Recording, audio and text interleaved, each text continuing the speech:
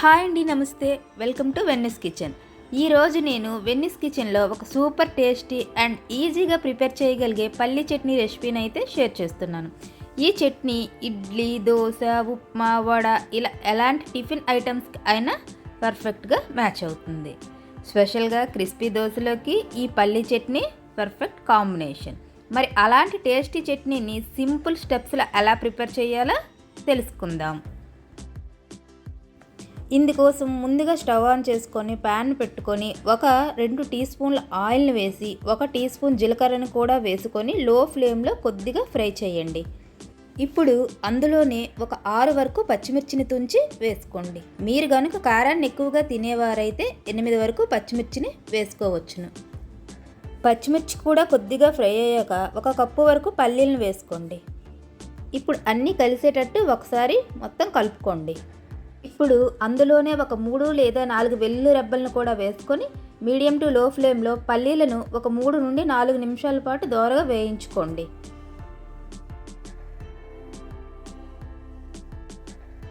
ఇక్కడ చూపిస్తున్న విధంగా పల్లీలు వేగాక అవి కంప్లీట్గా చల్లారే వరకు ఒక పక్కన పెట్టుకోండి. మనం వేయించుకున్న పల్లీలు అనేవి వేడిగా ఉన్నప్పుడే మిక్సీ జార్లోని వేసుకొని గ్రైండ్ చేసుకోవడం వల్ల ఆ హీట్కి అవి స్పిల్ అయ్యే ఛాన్స్ ఉంటుంది. అందుకని కంప్లీట్గా చల్లారిన తర్వాత మాత్రమే పల్లీలను మిక్సీ జార్లోకి ట్రాన్స్ఫర్ చేసుకోండి. ఇక్కడ నేను ముందుగానే ఒక చిన్న ఉసిరికాయ సైజ్ అంత చింతపండుని నానబెట్టి దాని రసాన్ని అయితే వేస్తున్నాను. మీరు సీడ్స్ తీసేసి 2 రెబ్బల చింతపండునైనా వేసుకోవచ్చును. ఇలా చింతరసాన్ని వేసుకోవడం వలన పల్లి చట్నీ అనేది మనకి 2 రోజుల వరకు ఫ్రిడ్జ్లో స్టోర్ ఉంటుంది. ఇప్పుడు అందులోనే రుచికి సరిపడాల ఉప్పును కూడా వేసుకోండి. అలాగే కొద్దిగా వాటర్ని కూడా వేసుకొని ఒకసారి గ్రైండ్ చేసుకోండి. ఒకేసారి ఎక్కువగా వాటర్ అనేది వేసుకొని గ్రైండ్ చేసుకోవడం వల్ల చట్నీ అనేది చక్కగా గ్రైండ్ అవ్వదు. ఇలా ఇక్కడ చూపిస్తున్న విధంగా ఒకసారి గ్రైండ్ చేసుకున్నాక ఇప్పుడు చట్నీ కన్సిస్టెన్సీకి తగ్గట్టు వాటర్ని యాడ్ చేసుకొని ఇంకొకసారి గ్రైండ్ చేసుకోండి.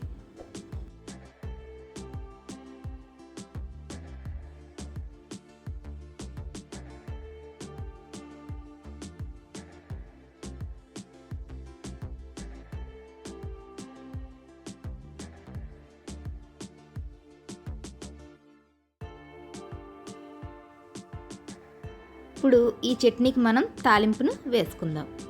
ఇందుకోసం స్టవ్ని లో ఫ్లేమ్లో పెట్టుకొని ఒక చిన్న ప్యాన్ని పెట్టుకొని 1 టీ స్పూన్ వరకు ఆయిల్ని వేసుకోండి. అందులోనే 1 టీ స్పూన్ వరకు ఆవాలు, 1/2 టీ స్పూన్ వరకు జీలకర్ర, అలాగే 3 ఎండుమిర్చిని కూడా తుంచుకొని వేసుకోండి. ఆవాలు చిటపటలాడేంత వరకు వేయించుకోండి. కావాలి అంటే ఇందులోనే 1/2 టీ స్పూన్ వరకు శనగపప్పుని, 1/2 టీ స్పూన్ వరకు మినపప్పును కూడా వేసుకోవచ్చును. చివరిగా స్టవ్ ఆఫ్ చేసే ముందు 2 రెబ్బల కరివేపాకును కూడా వేసుకొని కలిపాక చట్నీలోనికి ట్రాన్స్ఫర్ చేసుకోండి. అంతేనండి, ఎంతో టేస్టీ అండ్ ఈజీగా చేసుకునే పల్లి చట్నీ అయితే రెడీ అయిపోయింది.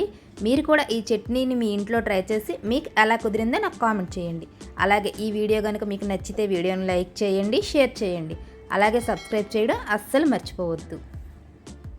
Thank you for watching.